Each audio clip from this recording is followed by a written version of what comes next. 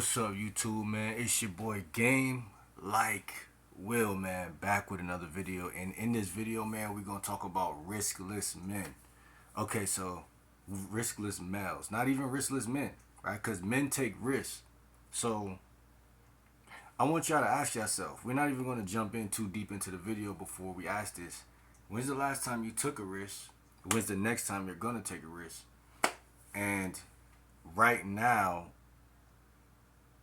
I don't know if you want to pause the video or watch, can you take a risk? Is there something around you, something you could do, something somewhere you could be, somebody you could talk to that you're scared to talk to, some type of money that you're missing out on, some type of girl, some type of hobby, activity, you know, your goals, your dreams, right? What's stopping you from being in hot pursuit? You know what I'm saying? 90% of the time, unpronounced to people, average civilians that walk around and were taught to just, shop at the local grocery stores and eat the food and sleep and cycle like on a fucking Ferris wheel type shit. The main ingredient is risk, man. Now, this is what's the weird part about risk, right? You could be a person who don't take a lot of risks, like you could be an average civilian, like I said, and then you could start incorporating little risky things in your life and slowly but surely take more and more and more risks. Um, but it is a muscle, you know what I'm saying? And that's why they say the heart is a muscle, right? It's a muscle, right? Muscles can grow, they can get stronger, they can develop, they can get weaker, they can get frail, and whatever, right? What you don't use, you lose, right? Um, so use your heart. Use your heart. Have heart. There's a better way of putting it. And you say use your heart. My mind says, what the fuck do you mean by that? But to make it make more sense, like, um, have heart. What do you mean by have heart? Like in situations that feel risky, take a leap of faith. Make a choice. And what's funny about us men is in life, like it's typically only two choices right here, A and B. There's like a lot of times there's a C in, like D, E, F choices, but most of the time it's just A and B. Just like in the movie The Matrix, you got the red pill, blue pill, right? So a lot of times in life there are other options, you know what I'm saying? But the principle of this video is like, even in situations where it's A and B, if you're brave or bold, and I know y'all fellas know I'm right. If you compare this to talking to women, like if you're brave or bold, or she senses that you have integrity or nuts or whatever you want to call it, or just tenacity to push through something that don't feel so good, 90% of the time that enhances the reality or manifesto of the situation, right? It gives you the flowers. You get the flowers for what being a man, or pushing shit forward. And so I don't know if I'm gonna make this a long video, because it's pretty much really simply said that um risk, no risk, no reward, man. No risk, no reward. I don't know which other way to say this, but it's just a matter of it's an understanding. That saying, what's understood don't gotta be explained. That's why I feel like I'm already only like what 4 minutes in, and I feel like I'm over explaining this, because maybe that's just me being a content creator. I always feel like I gotta say more, but again, it's let me make it shorter this time around, right? Try something new, do something different, and maybe you will hit the the G spot. Nah, for real, you will hit the spot, bro. Cause you know, and that's funny because it even relates with that. If you ever had sex before, like you may think that you know the harder you go or something like that, you're gonna hit the G spot. But like no, like it's really just a matter of you just doing it enough, and you realize like, I'm hitting up against something right now.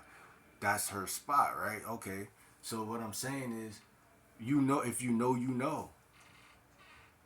The game is an experiential game. How does that relate to taking risks? You have to become active. You have to get active. A person who plays basketball a lot, sometimes you just are being so active with the sport that you just end up getting better, making moves that other people can't make, shooting shots that other people can't make. Because like when I played basketball, I just became one with the court, bro. Remember the day that I feel like there's one specific day that I quantum leaped and really became good, like better. And nobody was around. I had a basketball. I went to the court by on my own. And I'm like, why am I going to the court on my own? That's weird. Like usually I'll be with the bros or somebody.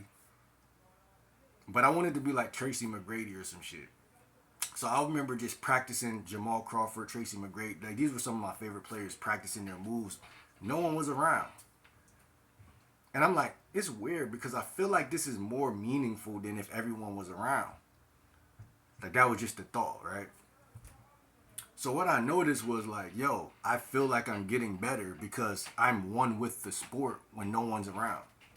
So as people started to come to the court, I noticed that I was cooking better, like cooking people, like easy because they could time the that people could time when you're doing something when you're competing with them, if that makes sense. Like people could time competition. That's because psychologically I know like, okay, my opponent's gonna do this move, I'm gonna do that move, right? But when you're just one with the sport and you're just playing, it's kind of like you lose the competition element, which is the psychological part of it, and you're just in flow. And that's kind of what it is. I was just in flow. So it was like I was like unstoppable. And that's kind of what it is. That's what I'm saying. Like another form of taking risk is just doing things outside of your norm. So like me going to the court in this scenario when no one was around was a risk because it's like, yo, I feel stupid. I'm assuming I'm gonna be bored if no one's around. And what's the point of this shit? I'm already kind of good at the sport. Why do I gotta do this irrelevant ass shit? But it's like, nah, you're just living in the moment, doing you, having fun, and next thing you know, boom, you're across the street. Um, you made it from this side of being good to being kind of like one of the best around because it's an intimate thing. You know what I'm saying? It's an intimate thing. So life is an intimate thing. So the risk that you take, understand that you're already alive. You're already taking risks. If you subscribe to this channel and you listen to what I'm saying right now, everything is a risk. Whether you're in the fetal position in your bed right now or what, or depression or not, you're still on the earth and shit could get real for you regardless. So everything's a risk. It's just a matter of you recognizing that risk is actually really where it's all fun and it's something about risk that's really exciting, but you may not think it when you're in the fetal position. But even to mention like Hitler real quick for some reason, but I mean this is one time I'm gonna mention him on this channel, but like I think I was watching something one day and someone mentioned like that he said like his life wasn't fun until he was like going to war. Because like and this shit made sense in my mind because like he said something like, yo, his life was just he thought life was okay or cool or whatever, but when some of the best moments in his life was when it was his life was on the line, like going to war, bombs exploding. And this isn't like him being the dictator part, like what you would assume is the fun part, right? He's talking about the riskiest parts. When he was a regular person in the army, a regular person, going through the war, bombs exploding, it's like something inside of him was alive. See, so what I'm saying is most people, like, we're not born to be like timid. We're not born to be like hiding under a rock and none of that. So don't even be scared about where the state of the world, the news, the fear mongering stuff, whatever's happening. Don't be scared of none of that. Just be aware that there's an element to life that you may not be. You're not in tune with risk. And it's the same thing with approaching women. And people wonder, like, why do people spend most of their time approaching women? It's like, bruh, that's like the redemption of being in high school and not talking to the girls that you were supposed to talk to. Like, do you not realize that? So, like, when you go to like Target or Starbucks or wherever you go, you're seeing a bunch of pretty girls. It's your chance to redeem that and to talk to them. And not only just to them, but just to yourself, like internally. It's like a healing thing. Like, damn, like I could have been doing this in high school the whole time. Like I was being soft. You gotta realize that you was being soft for yourself.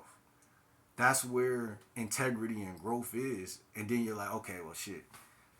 Now I can finally relax and make it more about a real deeper connection because I know I'm not nervous or scared to talk to women or none of that. Now I could go on that deeper level as a man and really lock in and really connect with somebody.